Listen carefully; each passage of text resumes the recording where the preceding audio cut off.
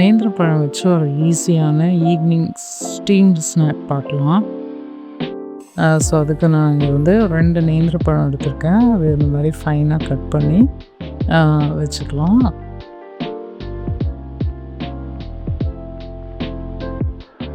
ஒரு கடாயில் 1 ஸ்பூன் நெய் போட்டுட்டு இந்த நேந்திரப்பழத்தை லைட்டாக வதக்கிக்கலாம்.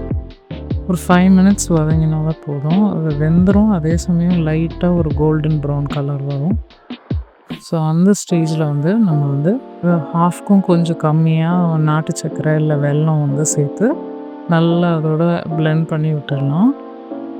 ஸோ அந்த டைமில் கொஞ்சம் ஸ்மாஷ் பண்ண மாதிரி இந்த பழம்லாம் நல்லா மேஷ் பண்ணி விட்டுக்கலாம். இந்த ஸ்டேஜில் வந்து 1/2 கப் திருவின தேங்காய் ஆட் பண்ணிக்கலாம். ஒரு பிஞ்ச் ஏலக்காய், அதுக்கப்புறம் ஒரு துளி உப்பு, ஒரு சிட்டிகை உப்பும் ஆட் பண்ணிக்கலாம்.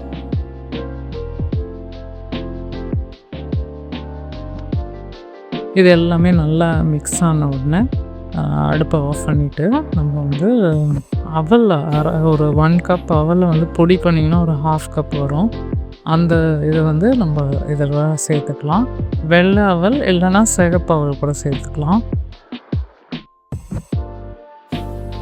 இதெல்லாம் போட்டு நல்லா கையாலே சூடு ஆறின பிறகும் நல்லா கையாலே மிக்ஸ் பண்ணி கொழுக்கட்டை மாவு மாதிரி மிக்ஸ் பண்ணி நம்ம பிடி கொழுக்கட்டை எப்படி பிடிக்கிறோமோ அந்த மாதிரி இல்லை எனி ஷேப் ரவுண்டு நீட்டாக ஓவல் ஷேப் அந்த மாதிரி பால் மாதிரி உருட்டியும் நம்ம வந்து ஸ்டீம் பண்ணி எடுத்துக்கலாம்.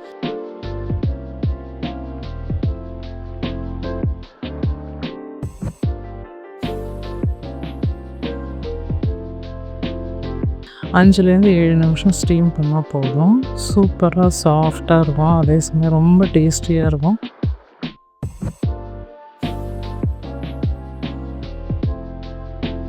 ரொம்ப ஹெல்த்தியும் கூட. ஸோ ஈவினிங் ஸ்நாக்ஸ் வந்து எதாவது டீப் ஃப்ரை பண்ண வேண்டாம்னு நினச்சா இந்த மாதிரி ஒரு ஸ்நாக் ட்ரை பண்ணுங்கள்.